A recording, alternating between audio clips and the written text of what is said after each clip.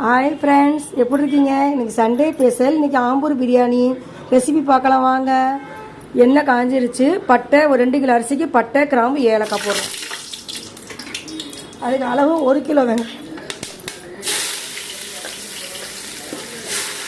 1 kilo அரிசிக்கு 1 kilo onion, 2 kilo அரிசிக்கு 1 kilo வெங்காயம்.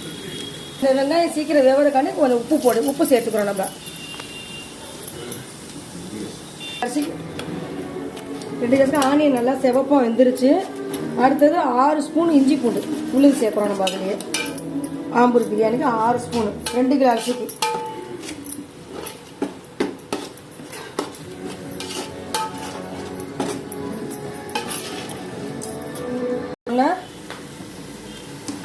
இஞ்சி பூண்டு பச்சை வாசம் போன உடனே நம்ம காரம் தகுந்தாப்புல மிளகாத்தூள் சேர்த்துக்கலாம். நாங்கள் 2 கிலோ அரிசிக்கு நான் 3 ஸ்பூன் சேர்க்குறேன். நான்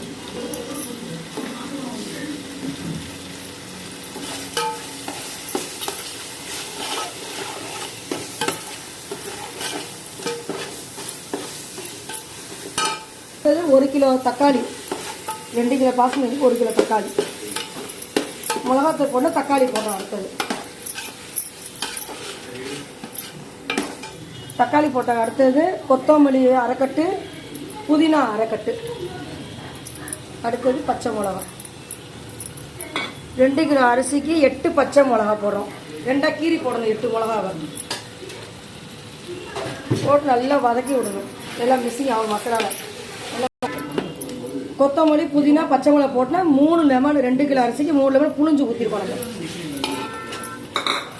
அதுக்கு அரை கப்பு தயிர் அடுத்து சேர்க்குறோம். நம்ம லெமனுக்கு அடுத்து தயிர் சேர்க்குறோம். நம்ம இந்த மசாலாக்கு எல்லாம் தகுந்தாப்புல உப்பு சேர்க்க போகிறோம். அடுத்தது நம்ம அடுத்து உப்பு சேர்க்கணும். ஆனியன் போட்டு ஆனியன் சேர்த்தப்ப உப்பு போட்டுருக்கோம். பார்த்து கொஞ்சம் பாதி போடுறோம். கை சேர்க்கணும்.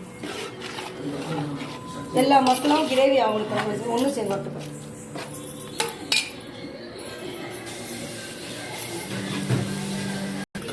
ஒரு ½ அன் ஹவருக்கு முன்னாடி கறியை நம்ம ஊற வச்சுருக்கோம்.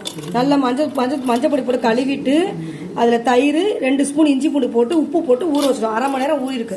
அந்த ஊறின கறியை நம்ம அந்த சேர்த்த மசாலாவில் நம்ம சேர்க்க போகிறோம். இப்போ நம்ம 2 கிலோ அரிசிக்கு 2 கிலோ கறி.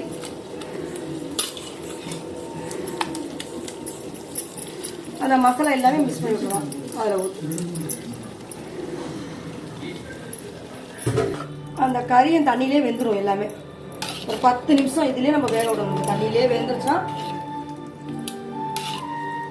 அரிசி சாதத்தை போட்டு தம் விட்டுற வேண்டியதான். அடுத்தது இந்த ஃபுல்லாக மசாலாலாம் போட்டாச்சு, கறியும் சேர்த்தாச்சு. அப்படியே மூடி போட்டுற வேண்டியதான். இதை ஒரு 10 நிமிஷம் மூடி போட்டு கறி வேக விட்டு நம்மளுக்கு கறி வெந்துருச்சு. இந்த பக்கத்து போட்ட மசாலா கறி வெந்துருச்சு. அடுத்தது அங்கிட்டு சாப்பாடுக்கு சாதத்துக்காண்டி நம்ம தனியாக சாதத்தை அரிசியை மட்டும் தண்ணியில் கொதிக்கிற தண்ணியில் போட்டு பட்டை, கிராம்பு, ஏலக்காய் போட்டு கொதிக்க வச்சுருக்கோம்.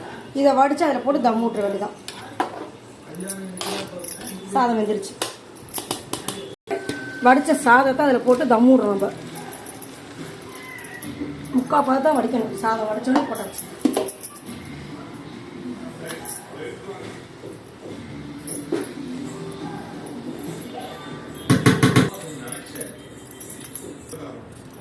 எல்லாம் போட்டாச்சு. இப்போ லாஸ்ட்டாக தம் விட போகிறோம். நம்ம கிரேவி ஆனே போட்டாச்சு. அடுத்தது தம்மூடில் லைட்டாக கொஞ்சம் புதினா தலை, கொத்தமல்லி தலை, லைட்டாக கலருக்கு கேசரி பவுடர்,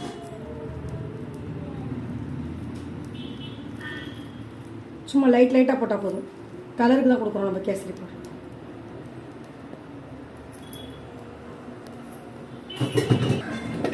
இதுக்கு ஒரு தவா வச்சு மேலே தம் ஊட்டாச்சு. அரை மணி நேரம் தம் இருக்கணும். 1/4 மணி நேரம் அடுப்பு எரியணும். 1/4 மணி நேரம் சூட்டில் தம்மில் இருக்கணும். எல்லாம் போட்டாச்சு. தம்மு மூடிட்டு அதுக்கு வெயிட்டு கொஞ்சம் வைக்கணும். அது மேலே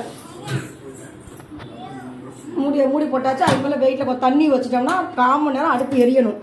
1/4 மணி நேரம் கழிச்சு அடுப்பு ஆஃப் பண்ணிடணும். இப்போ ½ அன் ஹவர் முடிஞ்சோன்னா கீயை ஊற்றி இப்போ தம் உடைக்க போகிறோம். நம்ம நெய்யை ஊற்றி தம் உடைக்க போகிறோம். இப்போ நம்ம 1/2 முடிஞ்சிருச்சு. நெய் ஊற்றி தம் உடைக்க வைக்கணும்.